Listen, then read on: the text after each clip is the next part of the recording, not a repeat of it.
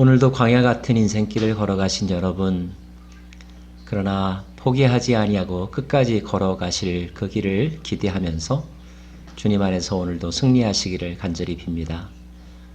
오늘 말씀은 출애굽기 16장입니다. 마라를 지나 엘림을 지나 이제 신광야로 도착하게 된 이스라엘의 여정을 소개해주고 있습니다. 그들이 신광야에 도착했을 때는 1절과 2절 말씀 보니까요. 신광야에 이르니 애굽에서 나온 후 둘째 달 15일이라. 이스라엘 자손 온 회중이 그 광야에서 모세와 아론을 원망하며, 이번에는 어떤 일 때문에 그들이 불평하기 시작했던 것일까요? 그 내용을 보니 우리가 애굽 땅에서 고기 가마 곁에 앉아있던 때와 떡을 배불리 먹던 때에 여호와의 손에 죽었더라면 좋았을 것을 너희가 이 광야로 우리를 인도하여 내어 이 온 회중이 줄여 죽게 하는도다. 아마도 그들은 먹을 것 때문에 큰 어려움을 겪고 있었던 것 같습니다. 충분히 예상할 수 있는 일이죠. 나올 때 가지고 온 식량들도 시간이 지나면서 줄어들게 되고 바닥이 났을 것입니다. 배고픔의 문제를 해결하는 것은 예나 지금이나 지도자가 해결해야 될 중요한 책임 가운데 하나이죠. 출애굽기를 잘 읽어보면 이스라엘 백성들이 결정적으로 모세와 아론에 대해서 원망했던 그런 내용들이 중간중간 기록되어 있는데, 카운트 해보니까 이번이 4번째 원망인 것 같습니다. 처음에는 벽돌 굽는 것 때문에 원망했고요. 또 하나는 홍해 앞에서 원망했죠. 그리고 마라에서 원망했습니다. 그리고 오늘 신광야에서 원망합니다. 모세는 하나님을 의지할 수밖에 없겠죠. 하나님의 음성을 기다렸을 것입니다. 4절 말씀, 여호와께서 모세에게 이르시되 보라, 내가 너희를 위하여 하늘에서 양식을 비같이 내리리니 백성이 나가서 일용할 것을 날마다 거둘 것이라. 역시 하나님께서 이 문제를 해결해 주시겠다고 말씀하십니다. 그리고 우리가 잘 아는 대로 만나와 메추라기가 이때부터 날마다 공급되어서 그들이 가나안 땅에 들어갈 때까지 약 40년 동안 그들의 일용할 양식이 되었다는 것을 우리는 잘 알게 됩니다. 그런데 이 과정에서 우리가 주목할 만한 표현이 하나 나옵니다. 4절 끝부분에 가면요. 이같이 하여 그들이 내 율법을 준행하나 아니하나 내가 시험하리라. 시험하신다는 표현이 나옵니다. 이 표현은 16장에서만이 아니라 15장에서 먼저 등장했었습니다. 마라의 그 쓴물 때문에 그들이 불평할 때에 하나님께서 거기에서부터 법도와 율법으로 그들을 시험하였다. 이런 말씀이 15장 25절에 나옵니다. 오늘도 시험하신다는 그런 표현이 나오네요. 특별히 무엇으로요? 법도와 율례, 또 율법, 이런 것들로 그들을 시험한다, 테스트한다, 이런 말입니다. 하나님은 이때부터 이스라엘 백성들에게 구체적인 어떤 지침들을 주십니다. 모세를 통하여 이것을 해라, 또 이렇게 하여라. 만나와 메추라기를 주시면서도 하나님은 몇 가지 규정들을, 가이드를 주셨는데요. 첫째는 먹을 만큼만 거두어라. 그 먹을 만큼의 분량으로 제시한 것은 약 한 오멜. 한 오멜은 현대 도량형으로 환산하면 약 2리터쯤 된다고 합니다. 2리터요. 두 번째로는 그것을 이렇게 주워 담되 아침까지 남겨두지는 말아라. 그날 다 먹을 수 있도록 하여라. 세 번째, 6째 날에는 내가 2배를 줄 터이니 2배를 거두어 드려라. 왜냐하면 7째 날에는 내가 쉴 것이기 때문에, 주지 않을 것이기 때문이다. 이렇게 말씀하셨고요. 4번째 명령은 안식일에는 쉬어라. 안식일에는 밖에 다니지 말아라. 이렇게 지침을 허락해 주셨습니다. 자, 이런 규정들을 두면서 하나님은 지켜보시겠다는 거예요. 무엇을요? 그 말씀대로 잘 따라오는가 아닌가를 지켜보신다. 이것이 바로 시험하겠다고 하는 뜻입니다. 자, 이것이 어떤 의미가 있을까요? 저는 몇 년 전에 한국 교육방송에서 소개한 한 프로그램을 본 적이 있는데 그 프로그램의 주제는 이른바 도덕성에 관한 것이었습니다. 그 다큐멘터리가 강조하는 것은 인간의 도덕성이 강하고 또 투철한 사람일수록 긍정적인 인생관을 갖고 또 성공적인 삶을 살게 될 가능성이 많으며 그런 사람들이 모인 사회가 성숙한 사회 그리고 건강한 사회가 된다는 것입니다.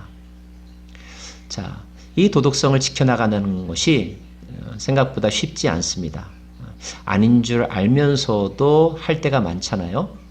또 꼭 지키라고 하는 것을 지키지 않고 싶은 그런 순간적인 충동들이 우리 안에서 일어납니다.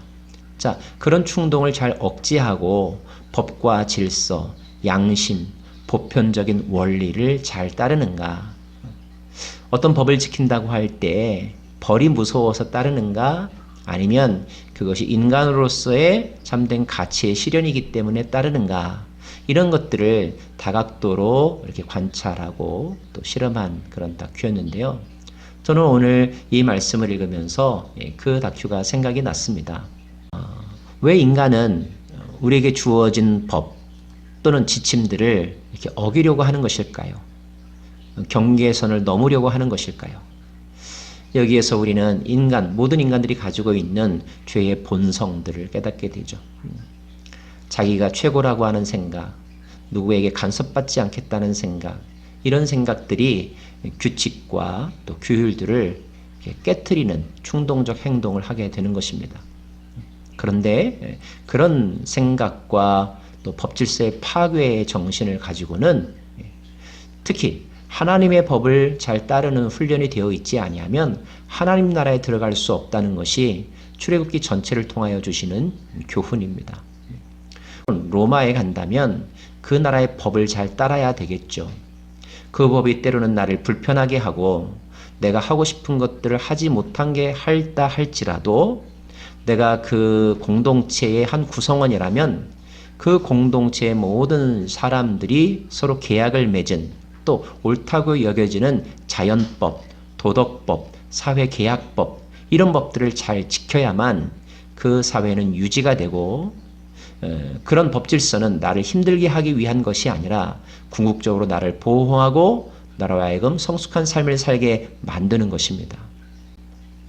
하나님 나라도 마찬가지이죠. 안타깝게도 그들은 그런 하나님의 법을 지키는데 아직 익숙하지 않았고 준비가 되지 않았던 것 같습니다. 그래서 하나님이 뭐라고 말씀하십니까? 너희들은 왜 이렇게 내 계명과 율법을 지키지 않으려고 하느냐? 28절에서 하신 말씀이죠. 이렇게 안타까워하시면서도 하나님은 끝내 기다리십니다.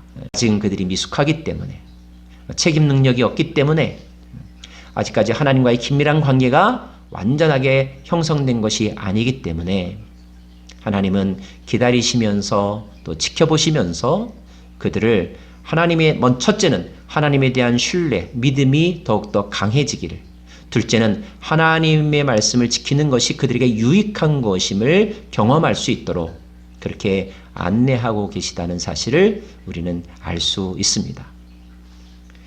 사랑하는 여러분, 인간은 누구나 다 자기가 하고 싶어 하는 베이직 인스팅트, 본능들이 있습니다. 근데 그 본능들이 때로는 하나님의 법, 그리고 공공의 선과 서로 배치될 때가 있죠. 누구나 그럴 때 고민할 것입니다. 그리고 무엇을 선택할까 골똘궁리하겠죠. 그런데 바로 그러한 때에 자신의 욕망을 억제하고 다른 사람이 내가 이런 행동을 했을 때 어떤 피해를 입힐까, 그들이 얼마나 힘들어할까에 대해서 한 번쯤 생각하고, 그리고 무엇보다도 그것이 옳은가 틀린 것인가, 이것이 우리의 미래에 도움이 되는가 아닌가. 자, 주님은 이제 이스라엘 백성들을 훈련하고 계십니다. 저와 여러분도 그 훈련의 과정에 들어간 사람들이죠. 부디 이 훈련을 잘 받고 훈련의 과정을 잘 맞춰서 누구나 다 바로 그 약속의 땅, 가나안, 새 하늘과 새 땅이라고 일컬어지는 그 하나님의 나라 백성으로 온전하게 설 수 있기를 간절히 바랍니다. 기도하겠습니다. 하나님, 우리가 혼자 살아가는 것이 아니라 더불어 함께 살아갈 때에, 그리고 내 맘대로 살아가는 것이 아니라 우리를 창조하신 하나님의 목적대로 살아가는 것임을 기억할 때에 우리로 하여금 때로는 절제하게 하시고 자기의 욕망을 포기하게 하시고, 그리고 나의 뜻이 아니라 하나님의 뜻을 따라 순종하는 그런 순종의 삶 살아가게 하여 주옵소서. 우리에게 이 사회가 요구하는 크고 작은 많은 규범들, 그런 규범들을 귀찮게 또는 힘들게만 느끼지 않게 하여 주시고, 그것들이 우리를 보호해주고 또 우리가 그 법을 지킬 때에 더불어 함께 아름다운 사회를 이루어갈 수 있다고 하는 가장 기본적인 생각, 그런 생각을 잘 훈련하는 저희들 되게 하여 주옵소서.